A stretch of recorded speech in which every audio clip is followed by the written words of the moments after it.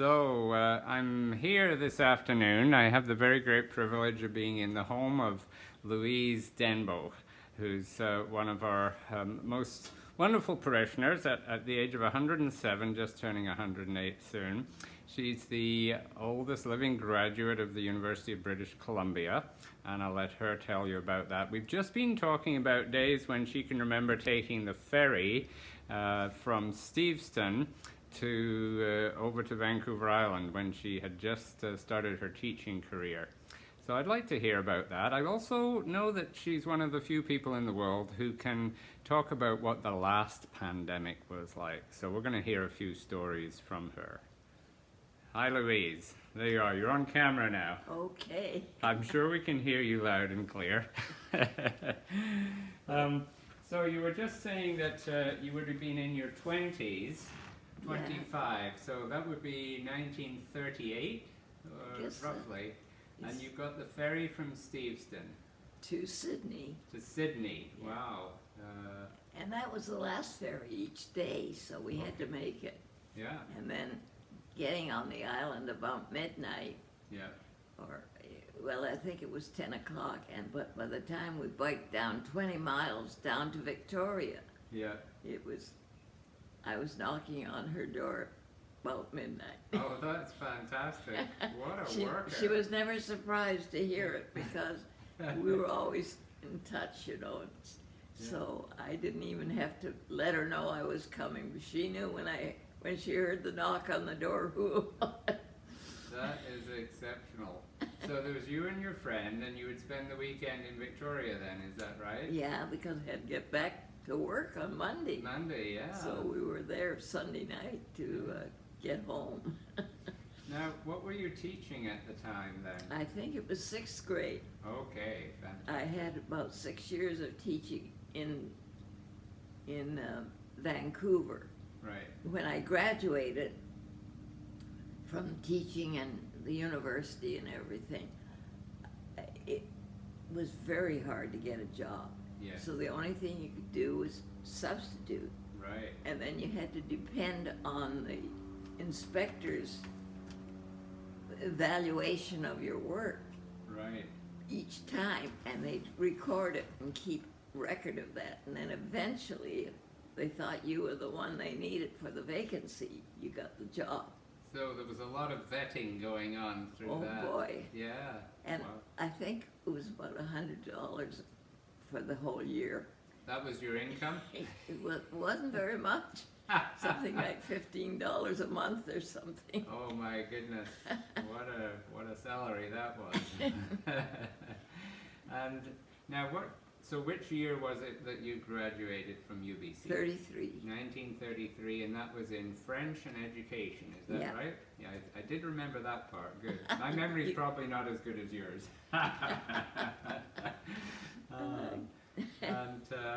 And then you did this substituting, and then eventually you found your 6th grade teaching job, and what school was that in? In Tecumseh. Okay. And that was way out near the Collingwood area. Okay, yeah. And in order for me to get there, I would have to take 3 streetcars. Wow. But it so happened the principal of that school lived in Kerrisdale. Yeah. Used to come across 51st right. to get to the school because that was the way that it would work. And so at the corner of 51st and Fraser, he'd pick me up. And we'd go together the rest of the way. So I was always on time for the school. Wow. That's fantastic. What a detailed memory that is. I know. And he had a reputation of being a very strict principal. On the signature deal that you signed every day when you got there, he would draw a line at the 15 minutes before school started. If you were below that line when you signed in, you were, he knew you were late. Oh. You were supposed to be 15 minutes before your class started. Oh, wow. Be in that classroom and be ready for those kids. Yeah. Oh, because, that was very... the classes were big. I think my first was a 6th grade class, and I had at least 35 to 40 people in the class. Wow, that's a big classroom. They've tried to deal with that and reduce numbers since then, but that sounds like a full load. It was Yeah. really a full, and he was a very strict principal. Right. He had his rules, and boy, you had to try and them. keep up with him. Yeah. But I was so lucky because he picked me up. We were kind of friends. Yeah. By the time we get to school. Never hurts to be on the right side No, of the principle, no. does it? So good for you. Yeah. Now, one of the things I'm really interested in today is that you can remember the Spanish flu pandemic, and you must be one of very few people in the world who are able to talk about that. So I know others will be curious. What was that like, where you must have been just starting school? I was in first grade, Mm-hmm. and that's when my mother found out that they were taking a piece of camphor and putting it on a string, putting it around kids' neck, and that was supposed to protect you from the flu. Wow, and did it? I guess it did. I don't think I ever got the flu. Well, good for you. Did anyone in your family get the flu? You know, I don't remember that anybody really was sick with it, Yeah. but it was so funny because this classroom was first grade. They didn't have kindergarten, so this was first grade. And I bet there were 40 to 45 kids in that classroom. Oh. And it was upstairs this was a fairly new school, but they had the first grade meeting in an upstairs Oh my. classroom. And I wasn't too good at age 6 for going down several layers of stairs. But when they had a fire drill, you Yeah. had to get out and go down the fire escape. Oh my. Was that the metal kind of? Yeah, Yeah. that was the metal. Yeah. Wow. So you managed that one way or another. Yeah.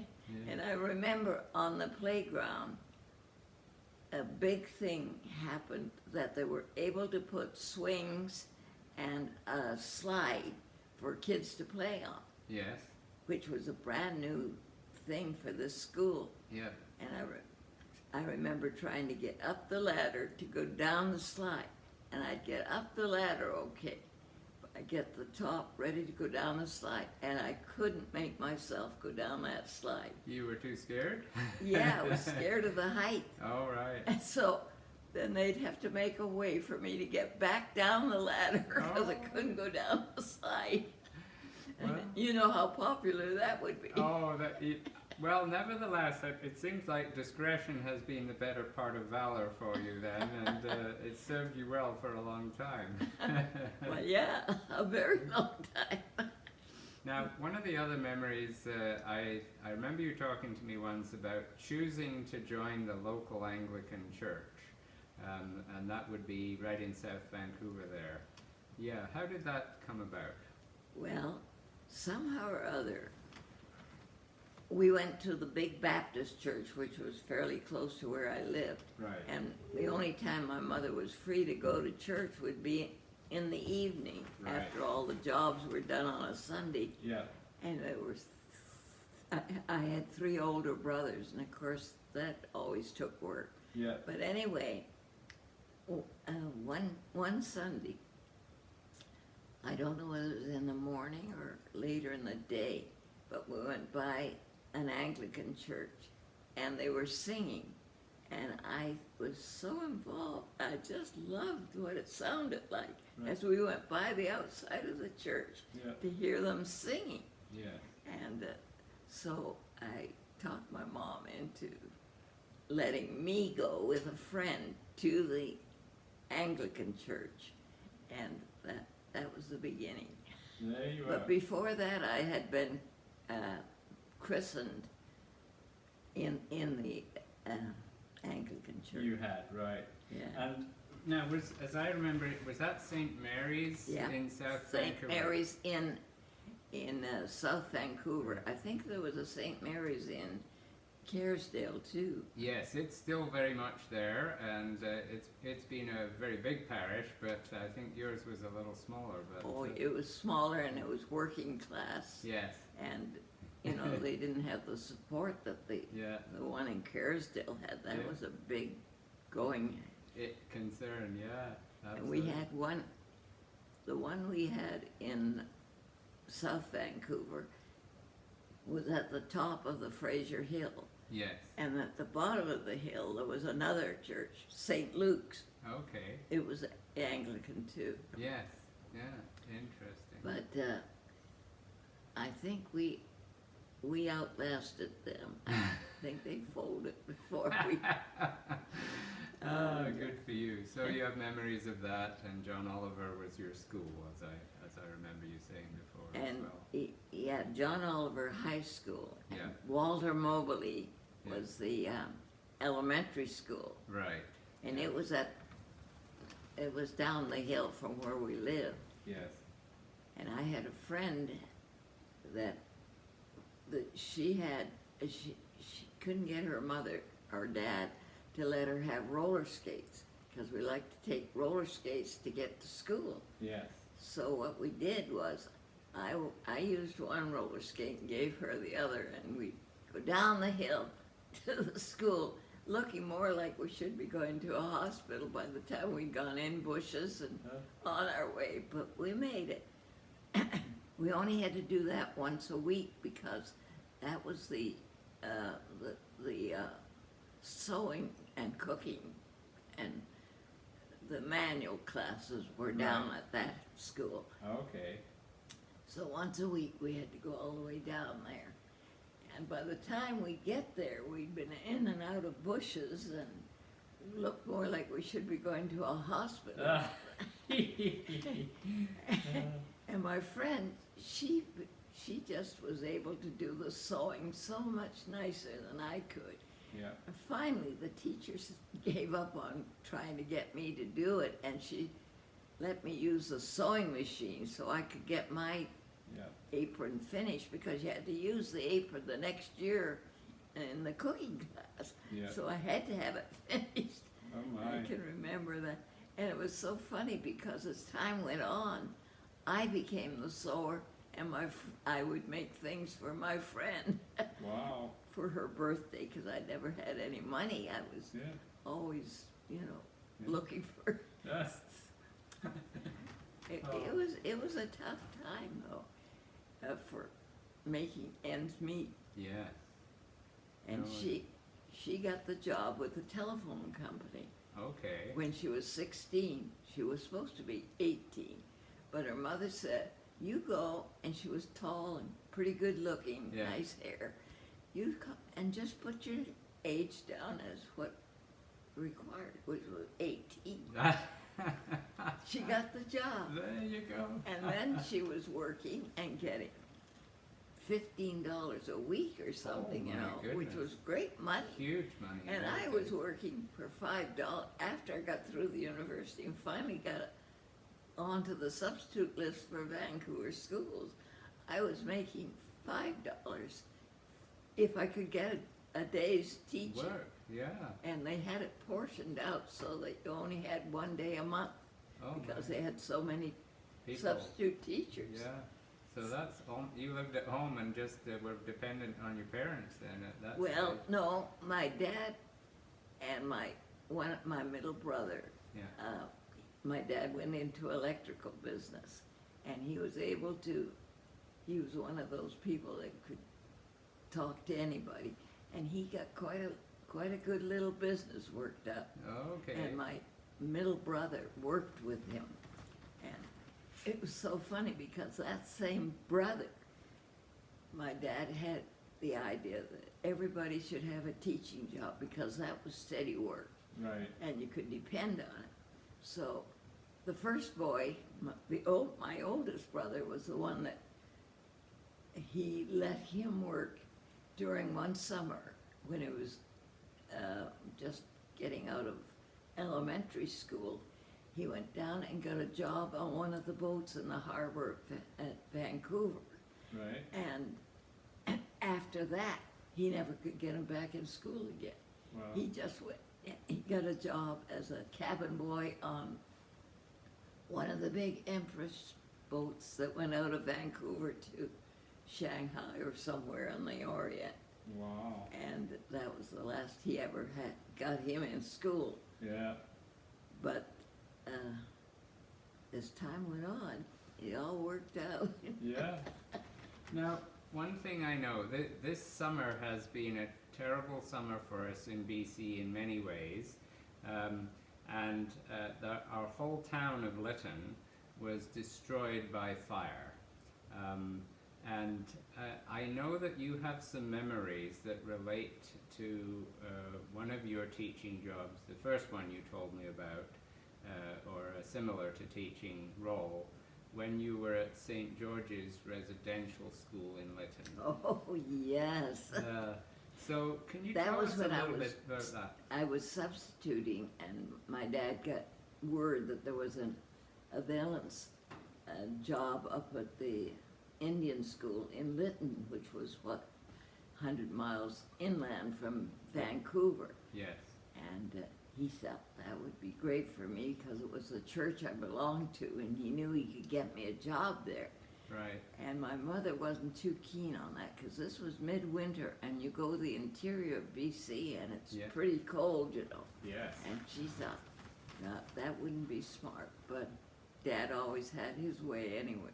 So he got me up there for that job. Right. And it's such a story there because I had I couldn't even get a teaching job there. I was Girls Matron. Girls Matron, right. So I had 100 middle class, middle age, that would make 10, 11 years old, kids to take care of when they weren't in school. Wow. They had to have supervision. Right. So I was, and they were all dressed in uniform, and you could hardly tell one from the other. Wow. So I was struggling to get these kids started, and this one little girl came up to me, one of the pupils, and she said, "Ma'am, you tell me what you want them to do, and I'll tell them in their language, see, Yes. and they'll do it for you." Wow. And that's the way I survived that until I got the rheumatic fever, and they had to send me home. Wow. So you had a girl who was able to be an interpreter for you because you couldn't speak any of No, I the couldn't local even languages. understand it, you know, let alone speak it. But she would get those orders out there if I just told her what I want them to do. And it was hard because this was when they weren't in school, they were free. And what sort of things did they do? Was this in the evening, Oh, they had to before do dinner the and after cleaning dinner? around the classrooms and Yeah. all medial type jobs, you know. Yeah, yeah. And of course they're only 10 or 11 years old. Oh my goodness. I don't know how we ever got them, but it was just Mandy was her name, and Really? she just saved my life. Wow, that's And then, extraordinary. you see, then I got the rheumatic fever, and they had to send me home. Yeah. But I went back just to pick up things that had been left when they sent me home. Yeah. My own personal things. And of course, Mandy didn't know why I wasn't there, you know. Yeah. And so finally, when I got up to pick up my remnants, she knew that I was coming somehow or another. But of course, I didn't have any time to do any visiting with her. Yeah. And I can still see her. The car that was taking me to the railroad station had a window in the rear window. Yeah. And I was looking out that, and Mandy was running behind the car, and what'd she call me? Miss something. She had a name for me. Anyway, maybe it was Miss Campbell, I guess, my maiden name. Yeah. And she was running, and I could see her, you know, come. Yeah. She wanted you to come back, eh? Yeah, she wanted me to come back. Yeah. I wonder why she wanted you so much to be there. Do you think there was anything that you were aware of that was happening at the school that had an impact on you, you had thoughts and feelings about, that might have been on her mind as well? I don't know why, but she sure was a lifesaver for me. Wow. I never I couldn't make it. Once she took over, the kids would do exactly what she said. That's amazing. So She would stand right beside me and give the orders. Yeah. Well, I wonder whatever came of Mandy in this life. I wonder. Yeah. Like I said, when I went back a few months later to pick up remnants, she was still a student. Of course, she was still intermediate. Yeah. And I can just see that picture of her running behind the car.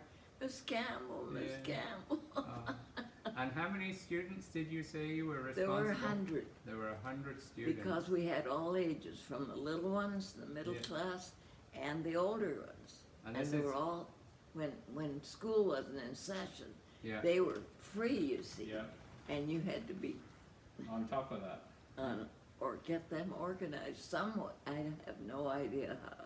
Did you play games with them, or? That would be part of it, yeah. You know, there's been some terrible stories about things that have been happening at not just St. George's School, but across the province and the country.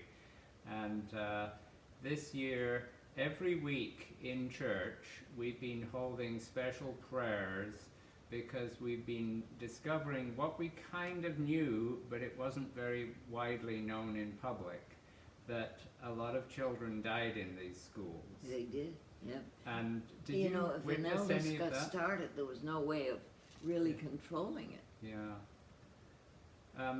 And of course, sometimes they were buried right there. We've been discovering in Kamloops, they've discovered 215 graves of children who died while they were in the school. And that school was right in Kamloops, or close to it. Yeah. In the suburb. Did you have any awareness of anything that might be going wrong or that was problematic in your time there? No, I didn't. I got to be friends with the cooking matron. She was head of getting the meals. Yeah. And I became friends with her. And she had a son who was in, what's the big church in Vancouver, the high, St. James. St. James, the high Anglican one, yeah, that's right. And she had a boy there that was being trained for the ministry. Right. And years later, he was, he became one of the priests in one of the churches. Yeah. But later on, he became, I don't know, was it bishop or archbishop? He got elevated anyway. And for the service, he sent me, or somehow or other, I got the invitation to go to this special service. Wow. This was years later, you know, because he was just in grade school when I was at the Indian school. Yeah. But somehow or other we kept in touch all the years in between. And when he was elevated to this wasn't just being the priest, he was being elevated to the bishop. A higher position.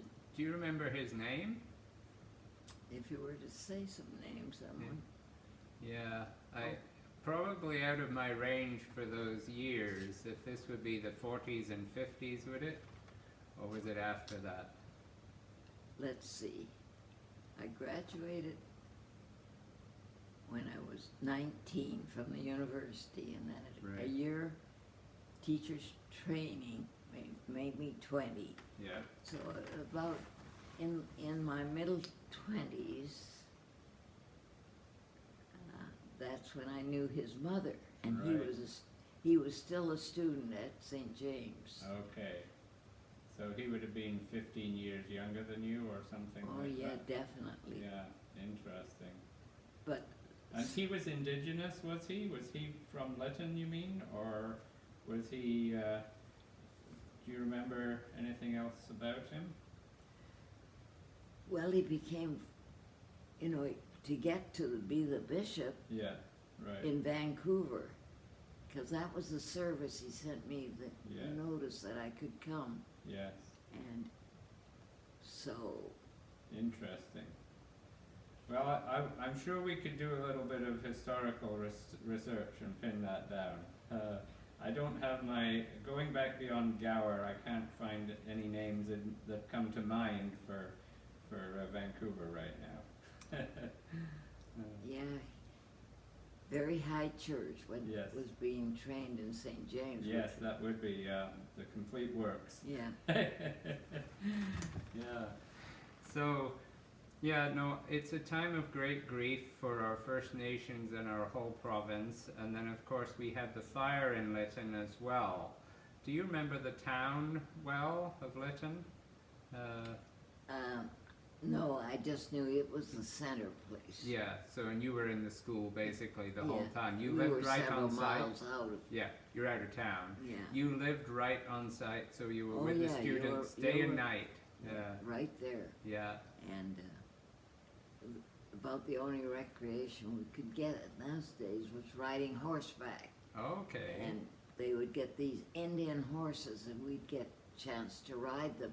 But they were used to Yeah, good riders, you know, and we were, of course, yeah, bumbling along on Yeah. top of them. And they were so smart, they'd go under the tree limbs at a certain, and they knew they could knock you off. right. Because they just knew. Did you get knocked off? Yeah. Oh, you did. Oh, yes, you Yeah. got knocked off, all right. All right. So that's fascinating. That was our one recreation. Wow, horseback riding. And do you have any other memories of whether the children, the students were, happy, or whether they were disoriented, or Well, what their memories were? there were enough of them that they had their own little Yeah, groups, you know, that they could yeah, enjoy, I guess, their native. yeah. But I was only there a few months. It was only a really, few because months, of yeah. of Do- the- Now, the stories we hear is that they were forbidden to speak their own languages. Do you remember it that way? oh, they had their own language. But were they forbidden to do that by the teachers or the... Oh, no, this was on their own from their homes, you know. Right, so when they were not in class Yeah. speaking English, they would go They- off and they- speak their own language. I yeah. guess there must have been summer vacations when they went back to the, their Yeah. homes on the, Wherever they were, yeah. Yeah. Because they came from quite distance Oh, sometimes. Yeah, yeah. I Yeah. see I was only there 3 months, 3 Yeah. or 4 months. Yeah, And then as a result of that, I got the rheumatic fever, really. and I had to recover from that. So that was the end of your time as Girls Yeah, Matron. when I got home, I had a friend whose daughter had been my friend in high school, Yes. and we went through normal school and everything together. And her mother had said to my mother, when she found out that I had rheumatic fever, she said, "You let Louise come and live with me, and I'll take care of her." Oh. And she was a registered nurse from Montreal, Oh, really? from the big hospital in Montreal, Really? Montreal General. Wow. And she said, "I know the best doctor in Vancouver," because he had graduated from this Montreal General. Right. And so my mom, of course, was pretty glad to have somebody say that, because rheumatic fever was pretty serious. Pretty serious stuff. It yeah. still is, like, Yeah. well, they can handle it now, but in those days, they Yeah. really just had to go along with whatever was going. So how long did it take for you to recover, and what did It they took do? me the rest of the summer, so that would be Yeah. from about, I guess, maybe, I would leave school. Oh gosh, I don't know, about,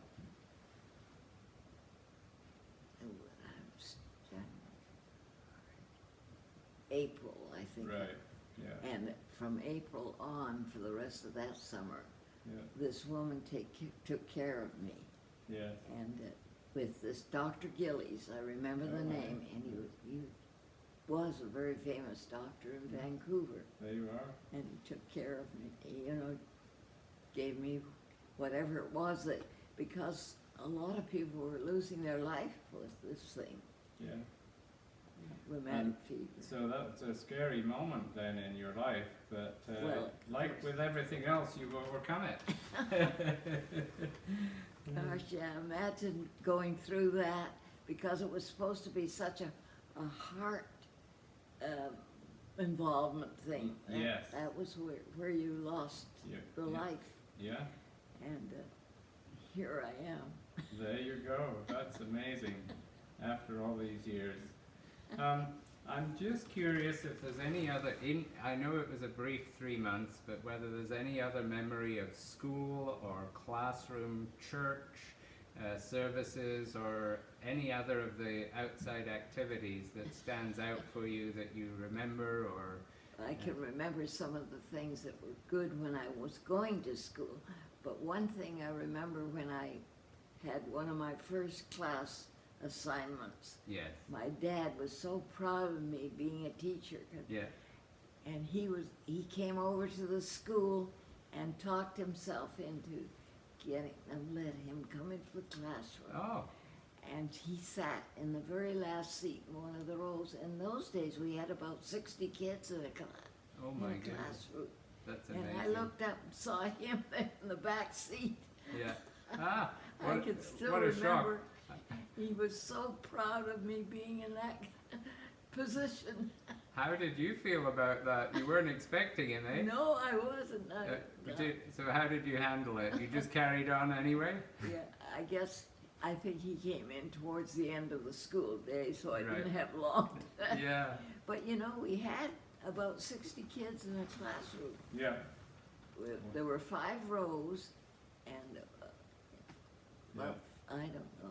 It just seemed they were, and kids, they had to behave. There was no other way. I don't know how. And they came into class then. Yeah, they really They settled down. Settled down and paid attention. So you didn't have discipline problems as a teacher. No, we didn't. And if they did get sent to the principal, in those days, they used to use the strap on these kids. Yes, I remember that. Yeah. We still had that in England and Scotland when I was a kid. Yeah. So Yeah. they've phased it out after I left. It was really no fooling around, boy. No.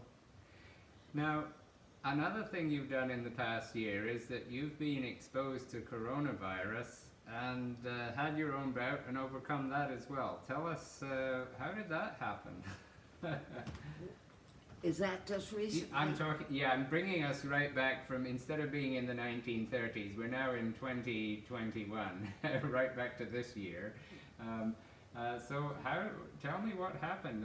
How did you feel when you discovered? You know, Bobby, is she still here? She could tell you more about that, because I don't really have the memories. Oh, yeah. I guess I was sick and they sent me to the hospital. Right. And I had whatever treatment they were giving, because this was before they really knew how to handle it. Yeah. You know. And you were in hospital for a short while then? Yeah, very short time. Yeah. And they sent me home because they said I wasn't sick. Yeah. Sick enough to be You weren't in sick there. enough to be there. Good for you. That's excellent. So you're still fighting fit with that immune system. You can overcome these viruses. Yeah, I know. I just must have had a special dose of whatever it took. And how long was it before you started to feel a bit more normal again? Do you remember that? No, I don't ever remember feeling unnormal. Oh, except really? the hospital I was in was Yeah. a brand new little unit. Yep. And it was so pretty. And I kept saying, this is so beautiful. Gosh, they had nice pictures up on the wall. And it just wasn't like a hospital. Yeah. And I kept saying, I was only there, overnight or something, a couple of nights. But they said I wasn't sick enough to stay, so they said... So they sent you home, and there you are, just took it in your stride, eh? Yeah, that's right. And here you... Now, was that February of this year, or January or February? a year ago. This is No, a year ago. no, January. It was January, right? And Yeah. she did get pneumonia. Yes, I remember you telling me about pneumonia, so you beat that one down as well. Well, that's fantastic. I don't know what to say. There's so many people who've been so ill in hospital. I think it's amazing that you were able to impress them enough to just come right back out and go home. I wasn't really anxious to get out of this beautiful new building. It was so pretty in there. I didn't mind at all being there, and I was being waited on, you know. Yeah. But they took me out. Well, I think Bobby brought me home, didn't you, Bobby? Oh, there you are. Yep, you're back home. Yeah. So, well, you've told me 1,001 stories, and my guess is you've still got 1,001 more. But I think I'll be worn out before you're worn out. So Oh gosh, I'm just so grateful to have a few of these stories put together, and I know that some of our folks will just love to hear a little bit of that. So bless you, Louise, and it's just fantastic to be here with you. And to know that you'll be back again next summer, just like you did. And we'll have you swimming out in that bay just like you were last week. I'm just afraid I'm going to be running out of gas one of these summers. I won't make it back. The way I could see you're kicking your legs out swimming in the water there, I think you've got probably more mobility in your legs than I do. You get in that cold water, you're going to move. You got to move, yeah. It was so good seeing you and to hear from you. And Yeah. at Christmas time, I couldn't believe it. Yeah. Well, it was a privilege for me. So I'm just going to say thanks to Louise, and I'll just turn this around, and it's fabulous to be here and to have a few of these memories on record.